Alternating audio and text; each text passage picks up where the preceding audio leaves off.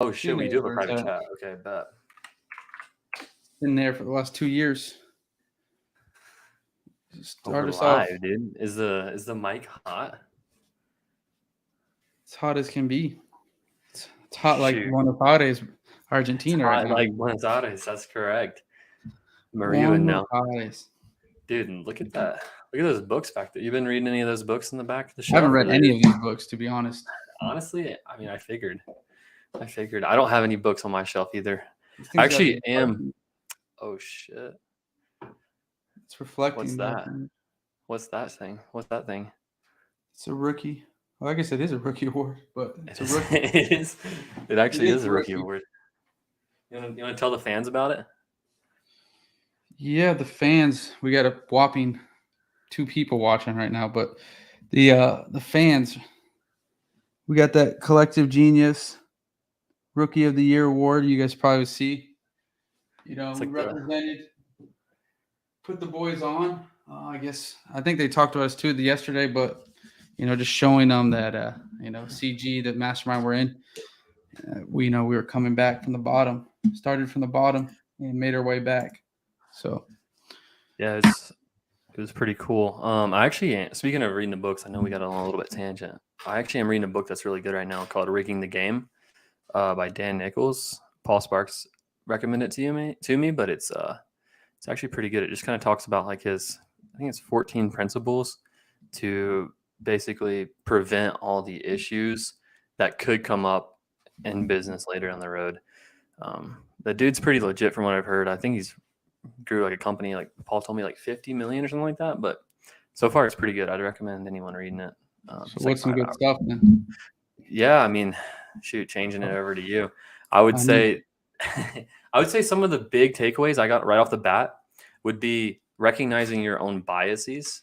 So basically, what that means is like if you have a tendency to just think a certain way, then that could allow you to have blind spots to other scenarios. So like when you're having conversations and meetings and planning stuff with other people, to really just accept their point of view, because they might be thinking something that you aren't even able to see because your bias blocks you from even knowing that you can't see it. So I think that's like one of the bigger takeaways I got. Complete side tangent. I just found out Tom Bilyeu was the founder of Quest. Did you know that? Tom Bilyeu. I don't even know what that is. You literally sent me one of his clips the other day. Oh, which one is he? With Promosi. I don't know which guy. Literally the guy who he looks like a runner, like the one with the Impact Theory is his channel. I don't know. I don't know. Oh, did I send you one like saying he was running far or something? No, you sent me. It was like just a Hermosi clip. I don't know. If I see him, who's it? Tommy Bilyeu? Tom Bilyeu, yeah. I'll send you the podcast. He was on Grant Stephen's show, but he talked about how literally at the very beginning of them building, they had $10,000 to build. So they had $10K to build Quest, right? And they literally tried to make their bar, their formula, but none of the machinery was engineered to where it would go through and like actually come out the other end and be a bar. Mm-hmm. So they literally, one of the partners was like an Iowa farm boy, he said, and he literally took apart the piece of the equipment, and he said that if this guy was not able to basically re-engineer this part, then we were screwed because we spent our last dollar to actually buy this machinery. And somehow that dude was able to re-engineer it to process their bar, and then they grew $1 billion company in 5 years. Look at that. Quest up, baby. Quest up. We got our first comment. All right. So today, by the way, our guest, Josh, what's their last name? Hi. Josh High. Yeah, he was unable to make it. His plane delay, or I believe something of the sort. So right now we're just doing a Q&A, free questions. We got the first one here for you by Facebook user. Let me figure out who that Facebook user is. User. Pull it up. Let me know who that is. But how do you guys manage work and exercise to your busy schedule? Looking massive and lean. Appreciate it, man. Adam Stelly, man. Adam Stelly. That's the treadmill, man. This guy definitely he could use some advice like this. No, I'm just kidding. Adam Stelly's one of our best friends, so we gotta give him a little roast. But I don't want to be my friend. Yeah. All right. How do you actually how do I manage exercise and work? I just put it on the calendar, to be honest. I make time to do it because it's a priority for me. That also means that I don't get to go enjoy some other things that maybe people enjoy. Like, for example, I don't have a girlfriend, so I don't spend any time doing that right now. I literally just go run instead, and then I'll just work until I go to sleep, and then I wake up and just kind of do it again. So I spend 2 hours of my day working out, and then that's my time where I listen to educational content, and then learn and grow during that time. Why can't Usually you have a stop. girlfriend? Why can't you have Why a can't girlfriend and exercise with her? I mean, that's true. Most girls don't want to exercise the way I do, though. That's kind of the hard part. It's like most girls Yeah, don't want to run 6 miles and then go. Sally's girl does though. That's right. Sally's Sally's girl girl does. very good at helping them exercise. But anyway, all right. So let's get into some other topics. How do you do it? You're on the exercise grind right now, aren't you? I'm trying to get better at it. I might do 75 hard, man. Yeah, you're gonna go 70. You're gonna get 75 harder. No, I'm scratching my foot over here. No, I might do 75 hard. No, I think I might do 60 hard because I got the Europe trip right at 60 days from now. So it's like I might go 60 days. But here's my thing. Hard. I'm thinking about it like because it's really not a diet plan. You know, it's just like a mental thing. But I don't like stick to a diet. I think it's pretty dumb. I'd rather just like stick to like only eating 2,500 calories a day or something like that. You know, consuming that much. Yeah. But other than that, I think I'm in for it. You know, exercise twice a day, no big deal. Working outside, walking outside, whatever it is. But yeah, I think I might do it. Just nothing, no drinking or anything, and 60 days not a big deal. I'm following Adam Smelly's footsteps a little bit, except dude. So you text me, well, like how do I like the Whoop? So it's actually really good. So it basically like it's got shit reviews there. I looked at it. It was a rated 4 stars out of 5. Which is okay. So there's like apparently some controversy in like the whole data analytics space for like these things. I talked to a guy who that's his job is he literally analyzes data for this. And we had a 4-hour flight together and we talked the entire time about what was the best data. So if you're going to get one, I'd recommend getting the Aura. That's what he told me is the absolute best for sleep tracking and just like everything. But the Whoop is good. So for example, I got really sick like 2 weeks ago and like a few days before my vitals went like everything basically led to like I was really not recovering at all and I was really like not feeling good. And then like a few days later I got sick. So it was kind of interesting that it could show me that. Another thing that is really good is heart rate tracking. He said the Whoop is one of the best for tracking heart rate. So that in heart rate and caloric burn are very similar. So if you want to know how many calories you're burning, Whoop's really good for that. It also really like it analyzes sleep pretty good. I don't think it's like perfect. Like the Aura is way better at sleep, but for like knowing how many calories you burn on a day and how many calories, like basically drawing your baseline for if you need to lose weight or gain weight, the Whoop is really good for that. So that's what I wonder. So I think I might get the Aura, but it's a ring. Yeah. So like, I mean, I'm wearing a ring. You're engaged, man. You don't need a ring yet. That's for the marriage. I'm gonna put it on my pinky toe.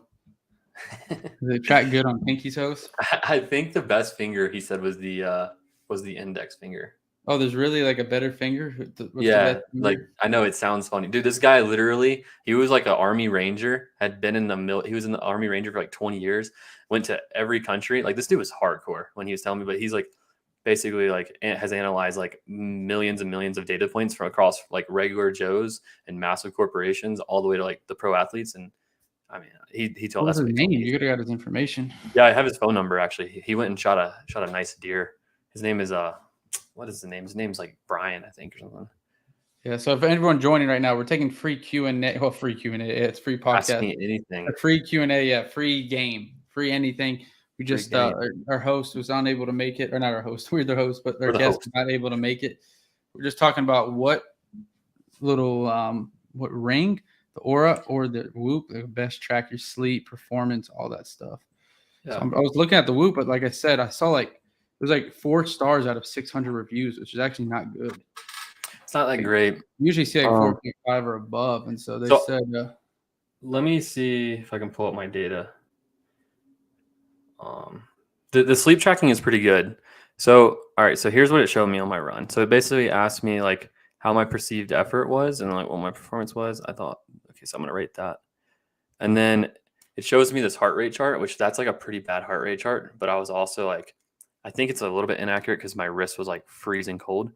But basically, what it does is it tells you, like, I was doing more of a tempo day to day. So you can see on there, I was getting up to like the 170s, which basically means like I was trying to get up to my lactate threshold and like run harder. But anyways, you can just tell me how it was. And it tells me I burned 659 calories in that run. And then today I burned 2,000 calories so far.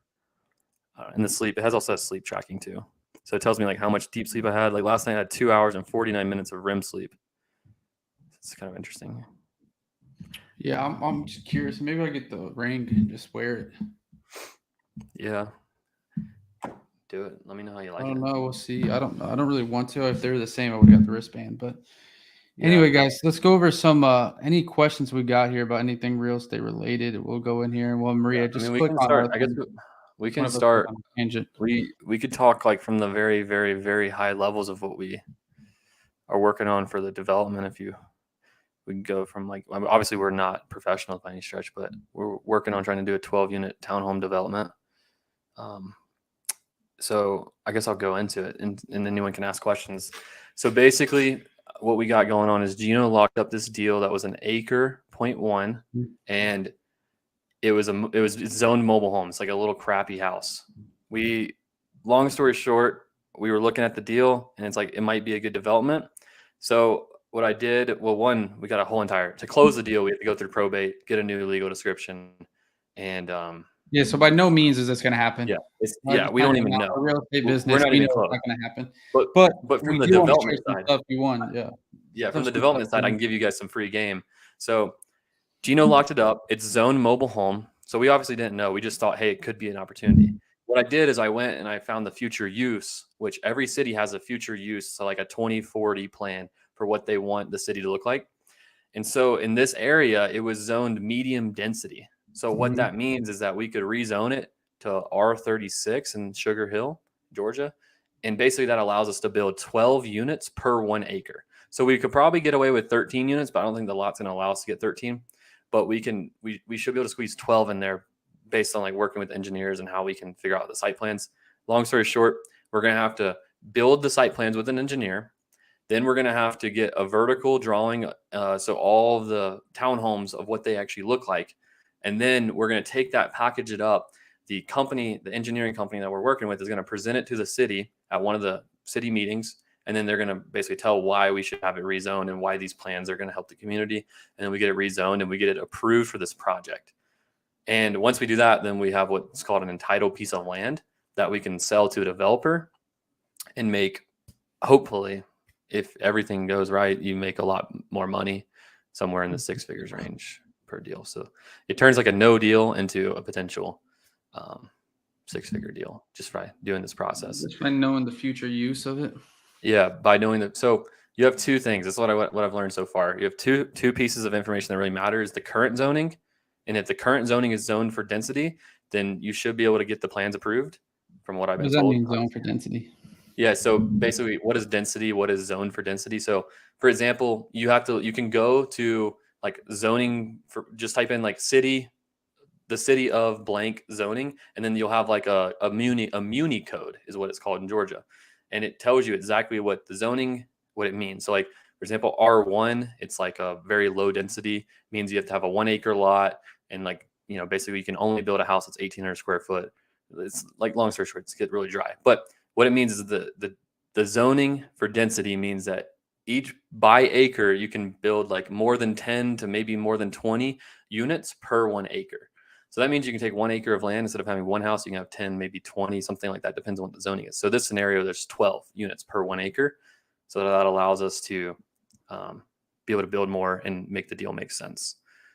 Also, the other side of it is that's if the zoning is good. If the zoning is not good, but the future use is good, then you can potentially get the bad zoning. So this one that we're doing we're trying to work on, is a mobile home zone, but the future use is R36, which is 12 units per acre. So we can, like more than likely the city wants it to be there. So if someone comes through like us and changes it to a more dense zoning, then they would probably want something like that done.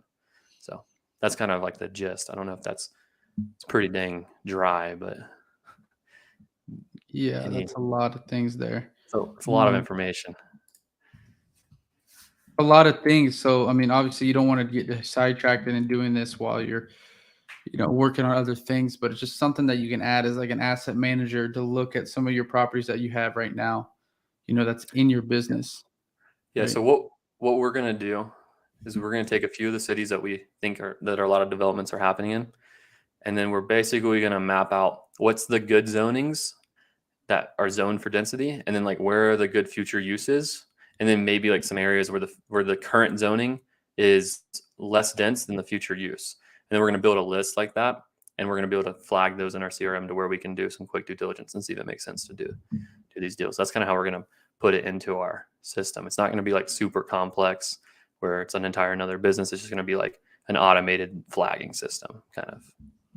Yeah, exactly. So, got to know the zoning. Let me see whose that is. Too bad we don't have, maybe Maria, we can have her working on it next time, or we can have her looking at the people.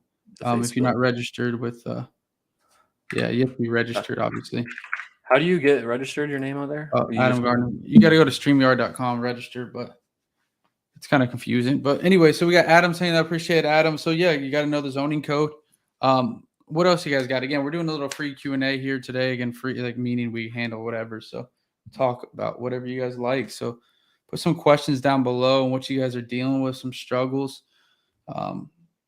We got to do a launch control Zoom here soon, Chandler, because I got a lot of people asking me for that. I launch actually just did a video on launch control that I'm going to be posting on my YouTube in the next couple of days. So I'll make sure to throw that on Instagram and tag everyone. So yeah, I had we could probably get 100 people on a Zoom going over it. So yeah, probably good for that. that'd be good Let too. people know where they can go and how they can do it. So what's some other things you guys have been dealing with? Anyone in here is going to have to share with us some information, some questions that you guys and struggles you guys are dealing with? Anything, Adam? Both Adams? What are you guys dealing with right now? Anything difficult? While you're waiting for that, I think the big thing right now, guys, make sure, however you're doing it, but get these properties on the MLS and make sure that you're getting these properties exposed on the MLS, even if you're wholesaling. That's what we do, just to expose it to the top buyers, that people that pay the most. If you can do that now in this market, you'll be a lot better off than other people still selling to cash buyers, right? And cash buyers meaning off-market buyers, right? Now let's go here. My sales team connectivity has been super low. All my numbers are registered, monitored, and spam. What are you doing to make sure sales team can get in contact with people? So are you sure they're not spam though? So that's a big thing. Is a lot of these providers say that, you pay them, your providers, to alert you if your numbers are spam, and most of the time they're not telling the truth. They're lying. So what we do is we have everyone on our team. Surprisingly, we have a Verizon number, T-Mobile, AT&T, and we just contact each other and see. And actually on our personal phones, hey, call my personal phone and see if any of their numbers get spam. We happen to do that probably once a week. By doing that, that allows you obviously to see really what it is and not just trusting those companies. And if you are experiencing spam, we got ways to get around that and get back on to not being spam. But other things are double dialing these people, especially new leads, contacting new leads within 5 minutes. That's the most important thing, right? How can you get a hold of more people? Contact them quicker and faster as they get into your CRM, as well as knowing times that are hotter than others when contacting people. For example, usually 12 to 1, 12 to 2 is not as connectivity as possible. But when you do 6, 7, 8 p.m. at night, you'll nail everyone. They're off work, they're answering their phones, and they're more in tune and ready to talk. Yeah, Chandler's sending you guys right now. He's showing you guys some where you can use based on the provider, based on the carrier, how you can get your number back on not being spam. So basically what, like, there's two pieces to what Gino's talking about with what you're talking about with registering your numbers. Is one, registering them with the federal DNC, and then two is if they are spam, like Gino says, when we call someone and they have a Verizon phone and it shows up as spam, it may not be spam on T-Mobile or AT&T. So what we do is we take that phone number, then we go to that website I sent over here on the in the chat, and you basically just submit like, hey, this is not a spam number. They called me. I know who they are. This is not spam. And you do that enough times, and eventually it will be taken down and cleaned up. Another thing as well that we do is like on the lead manager side, because they're making a lot of calls and just kind of calling a lot through the list over and over again, is they switch their numbers out halfway through the day. And when they do that, is you only make like 30 to maybe 35 dials on each phone number. And then that way it gets flagged even less often as spam. So you like use 2 numbers per day. So switch them at lunch.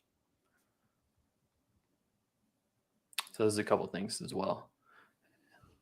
What else we got, guys? What's some other questions? So again, if you're not doing that, like Chandler said, there's other alternatives, not just making your numbers not marked as spam. Ways to be able to reach out to people, dialing them more than once. All those things are very important. Yeah. Yeah, a lot of it's just strategy. Yeah. What are some things that y'all are seeing on the acquisition side, Gino, with the market kind of still dropping? Have you seen anything stable out with the sellers? Are they starting to catch up with, No, I think it's the same. I don't think there's really much different if anyone's saying there is. I mean, they're not, sellers are still wanting, a good amount, but that's fine. We're trying to find obviously the most motivated sellers. That's what we do, right? In our businesses.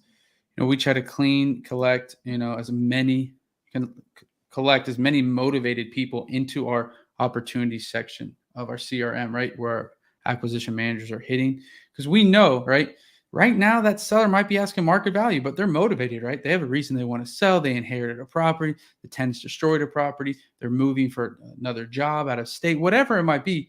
That pain is going to get a hold of them, right? They're going to start feeling it more and more as time goes on, which allows us to get a discounted price, right? So for the example, seller might want 200K market value today, but they have to move out in 45 days to Florida for their new job. Well, right now maybe they want 200, but check in 15 days before they leave, most likely not going to be at 200 still. So it's still just making sure in this market, guys, that we are realizing and figuring out people that truly have pain. And when we do, putting those over to our acquisition managers and into our opportunity section. So even if they are asking market value, keep them in there so we can stay a hold of them and keep writing out their motivation.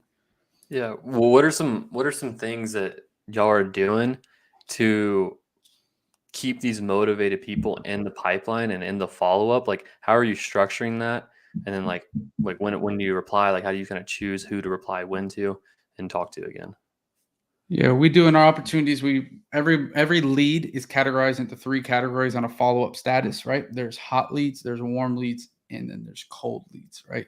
Now, hot meaning that they want to start the process of selling their home in the next 30 days and they're motivated to sell, right? It's not just, hey, because a bunch of people tell you, yeah, I'll sell my house in 30 days. You give me the right price. No, that's not the people we're talking about. We're talking about the people that, yeah, I'll start the process. Remember, guys, it's starting the process of selling. It's not saying close in 30 days, but starting the process of selling their home in the next 30 days, which means we could close in 90, right? But starting the process in the next 30, as well as has some motivation, true motivation that they want to sell, right? True reason that they need to sell, meaning they inherited it.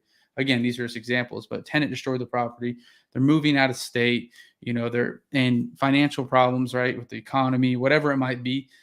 Those people deserve to be hot, and they get contacted at minimum every 10 days. Sometimes it's every day. Sometimes it's twice a day. Sometimes, again, at worst case scenario, we want to talk to these people at least every 10 days. Now, warm leads, same concept, but they don't want to start the process for 31 to 60 days. Now, I'll be honest with you guys, rarely do we ever have warm leads because, again, the only difference between hot and warm is people that do not want to start the process of selling their home for another 31 to 60 days. Now, the reality of it is you should be able to, your acquisition manager should be able to identify and figure out how you can push that seller forward into starting the process, right? They say, I want to start the process in 31 days or 35 days, let's say. That technically would be a warm follow-up and they're motivated.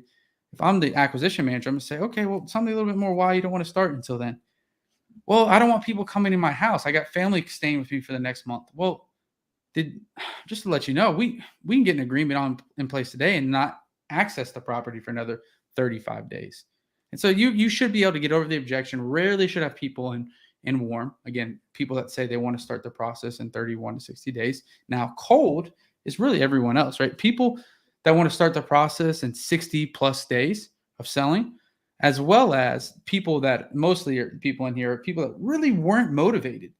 Right? They might have fooled the LM to push them into an appointment that they really weren't motivated, or their asking price is just way, way, way too high. Now, we don't disqualify based on asking price. We disqualify based on motivation. So majority of these people in our cold follow-ups are people that pretended they had motivation, or LM didn't do a good enough job, lead manager, on identifying if that person had motivation. And so they pushed them in and they turned into a cold lead. We contact those people every 30 days or less, right? These are opportunities. These aren't leads. These are people that got set to an appointment, but the leads are this pretty similar way how they follow up with people. So yeah, that was a lot, but go ahead, Chandler. I mean, well said, well said. If you were watching that and listen, and you didn't have a notepad, I think you're going to need to definitely go back and rewatch that. So a lot of gems right there. Once we put a good follow-up system in place, we definitely saw our closing rate go way up, because when the sellers were wanting way more, like initially when the market turned, and like Gino says, we're capturing as many motivated people as we can, and then following up with them over time, is we're getting a lot of deals that are coming in that we've been following up with 3-4 months in a row now. So not a lot, like a lot of the deals we're signing right now are coming from October, November, and that time frame of when the lead was created. As before, when the market was really hot, like we would be getting a lot of deals from the month we did the marketing. So what that shows is that if you don't do follow-up, you're missing a lot of deals. So you need to definitely go back and watch exactly what Gino just said and implement that into your acquisition side of your business. Now, you all need to do the same thing. This pretty much the same style for your lead managers, because there's a ton of leads that you're going to be falling through the cracks as well on that. So good Yep, make notes on sure you're that. doing it. Now, what else we got, guys, in here? Any questions on any of that stuff? What we're talking about? Any things that you're dealing with, struggles right now in your business? I know we have some people join now, but anything you guys are struggling with in your businesses right now that we can help you guys with? I mean, again, we're here to answer any questions on how we, could help you guys, and maybe how you guys could help us as well. So, got another about 3 to 5 minutes, so I'd love to hit on some people. I know we got, like I said, some more people in here. We just went over our follow-up process, exactly how we follow up with all of our leads and opportunities. What would you guys want to hear? What's some numbers? You guys want any KPIs to measure? What are you guys looking for out there? If not, we're gonna have to call Maria to come up here and speak. She was to sing for us. Cantar. Last night I was doing some musical activities. I would love to see. Oh gosh, it was just horrendous. We were playing like the guitar, someone was singing, and I was like We doing a little like were playing the guitar. no, well, not we. It was like my friends were playing the guitar, and one of my friends was singing, and then I had this little like Morocco thing, and we just had to shake it to the music. But all right, we got some. I think Maria said she wants to come, but Maria said she wants to come speak. Christian asked, "Are you adjusting your offers as the market shifts?" Yeah, 100%. So some of the big things we're doing on running comps is we're looking at the active comps. So if it's sold 6 months ago, it's not as relevant as if it's active or sold in the last 30 days. So pendings and actives are how we're comping now. And if, like, for example, if there's 5 actives or 3 actives, all the same comparable properties, then you're going to have to be less than that. Because if they're all at 300 and yours, you can assume if you're buying a wholesale deal, you're not going to be buying the cream of the crop property products, so you're not going to be competing with those people. So the only way you're going to be able to sell it is if you undercut those prices. So if it's at 300 and they're all there just sitting on the market, you're probably going to need to be at like 275. Yeah, so we just comp. So big thing to help you understand, to everyone watching right now, the reason that we're able to, I feel like, price our homes very well in this market and still sell them for, very good price, is knowing that sold comps 90 days ago are not even worth it now. Not even, you can't use those, right? The market's changed so much in 90 days, even 60. You can even make a point on 30 days. It's changing every day rapidly, where we only on the acquisition manager side, well, I don't want to say only, but very targetedly focus very hard on active and under contract comps. Chandler said. Yeah, another thing too, like to add on to that, if the only thing you can find is a 90-day comp, or maybe even like a 60-day comp, is look at how much that city or that like zip code or area has like dropped in price since then. And then you can say like, if it's 5% since the comp was sold, then you can say like, okay, well, 95% of 300 is my new market value because that was a 90 days ago comp. So that's like another way you can use old comps, but actives and pendings are definitely the much better way to go right now if you can get your hands on them. So I don't even want to pronounce that. Grosjean. Let's just say Grosjean. Grosjean. I know it's not fucking Spanish or Latin, but I say that last name though. Honestly, can you spell that phonetically in the chat? Like that's pretty crazy. That's an awesome name. Zimzak. All right, but having sound quality. Sorry for butchering that up. I already know we did. Any specific headset you're using, your team uses. We just use Logitech. These Logitech headphones. I'm gonna pull it up. The basic what are they called? Yeah, send a link. They're not fancy. They're not crazy. Like $50. They're like $20, and I've used mine for 3 years. It's been pretty good. It's called the Logitech H390. Put the link in there. Yeah, I'm gonna link y'all to Amazon right here. It's an H390. It's just the basic one. It sounds good. Put up my Zoom. Try this in the chat for y'all. Grosjean. I don't know how to pronounce the CI. Grosjean. I feel like that's right. Grosjean. I think that's right. Anyways, drop the link in there for that. Next one. So we're gonna. Another thing too about sound quality is if their Wi-Fi speed is slow, they're gonna be like choppy through the call. So that's another thing to look at. When we were looking at it, we wanted to have no slower than 7 megabytes up down for cold calling. 10 was ideal, but no slower than 7. All right. Next, we had a question right there. How do you make sellers feel 100% confident? Go back up, Chandler. Oh, yep. How do you make sellers feel 100% confident while you tell them you're listing on the MLS? Because we are 100% confident if the seller told us what exactly their property looked like and condition-wise. Because now, how do you make sellers feel that way? Well, because one, they're not comfortable. We ask them this very, very, very, very important question, right? You said, how do you make the seller still feel 100% comfortable with you listing on MLS? Well, why would they not feel comfortable working with us? And you might say, well, they just don't believe you guys could perform. They don't know this. I would ask a seller this question. Whenever I feel that a seller is getting uncomfortable working with us, I ask this simple question of, what would you need to see to make you feel more comfortable working with us? Asking them, what do they need to see to make them feel more comfortable working with us? Pause, and whatever they say after that, there's your answer, right? Because you might think, oh yeah, they're going to say they want proof of funds. They're going to say they want to see reviews on our company. So what do? You say, well, it sounds like you're not really comfortable working with us. What if I gave you some reviews of our company? And guess what that seller says? Why the heck would I want those? Because they didn't tell you they wanted that. You're thinking they want to see reviews. They really might want to see your attorney and talk to your closing attorney or your title company to prove if you're real. And so by you providing your Google reviews, it doesn't even matter because they're not comfortable working with you. So I guess, again, that would be a big thing how to get over the objection of sellers that aren't comfortable working with you. But how do you make sure that they're confident is we just make sure that we're explaining our process, understanding that, hey, if you want the price of 142, that's, $50K lower than what you're asking, we can do that. And we don't have to go on the multiple listing service. We don't have to sell in the retail market. But if you want the price, if you want us to come up 20 grand to 175, 170, we can only do that if you give us access to the property and accessibility to expose it on the retail market. You're just positioning your offers, right? And so that's a big thing. So I think this might be a big objection that comes up. What are you going to say to someone who's like, okay, so you're not buying the house. Like, how do I know that you're going to be able to actually get this done? Yeah. So it depends on the process, right? We do tell them we're going to buy the house a lot of the times because we are going to buy the house. We're going to double close and close on the house. And we're confident in our numbers that we're going to commit to buying the house, right?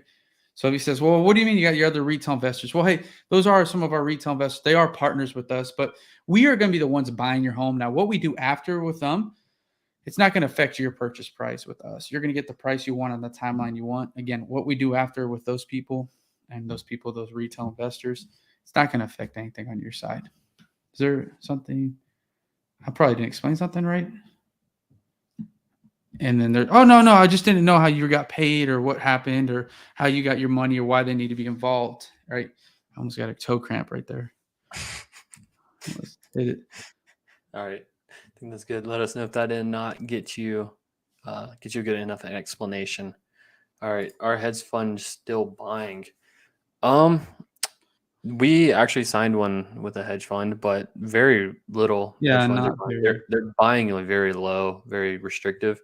I don't know for a fact, like from personal experience, I did hear from one of our friends that Open Doors still actually raised their offers and paying more now. So maybe check that out. But they do have a 60-day seasoning period, so that will make it tough. But Yeah. anyways, so I don't know what Open Doors doing, but I think some said Amherst is coming back and all. They're going to be back. They're just not at the levels they were. I think give it yeah, some time.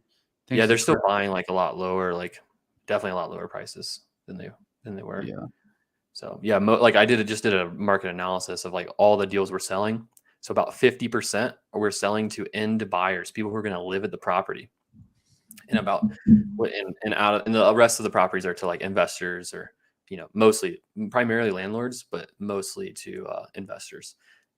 Another thing I found is the 200. If it's less than $200,000, that price point's selling really well in Atlanta. Medium home price is 350. So just to give you a frame of reference. One other thing is about 60% of our deals we're selling. So again, I said 50% we're selling to end buyers. About 60 to 70% we're selling to cash buyers still. So a lot of these people who are end buyers are still paying it cash, but then the rest of them, about 30 to 40% are selling with financing. So FHA, conventional, VA, whatever it be.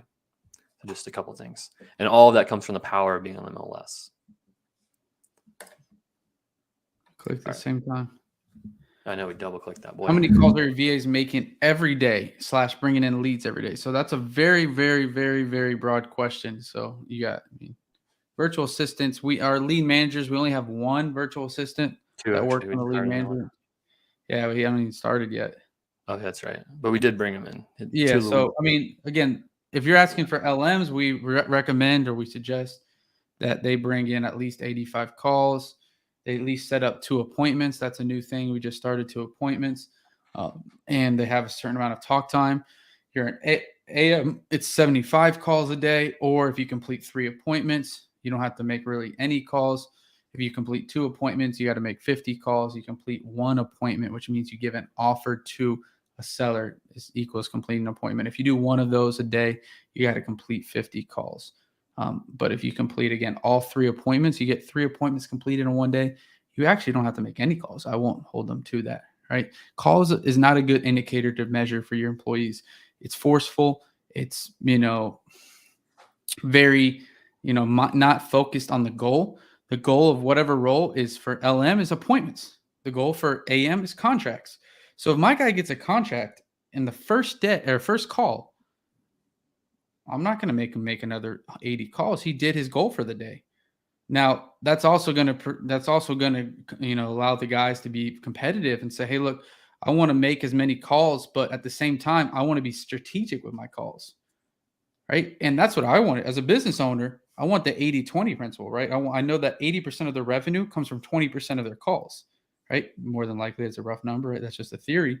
And so why would I want them focusing more, maybe making less calls, but focusing more on the people that are more likely to sell at a discount, deeper price, and that's going to create more contracts. So again, my goal is you got to be mindful of what you're incentivizing these people, and these people meaning your employees, people, lead managers, AMs, and why you're incentivizing or what you want them to accomplish, and then set up boundaries and goals for them based on that. Now, if they don't get a contract, then they have to complete a certain amount of appointments as an AM. If they don't complete a certain amount of appointments, they have to have a certain amount of talk time. And then last resort, if they don't do any of those things above, then they have to have those calls, right? But the emphasis is on the other things, right? The contracts, the appointments complete.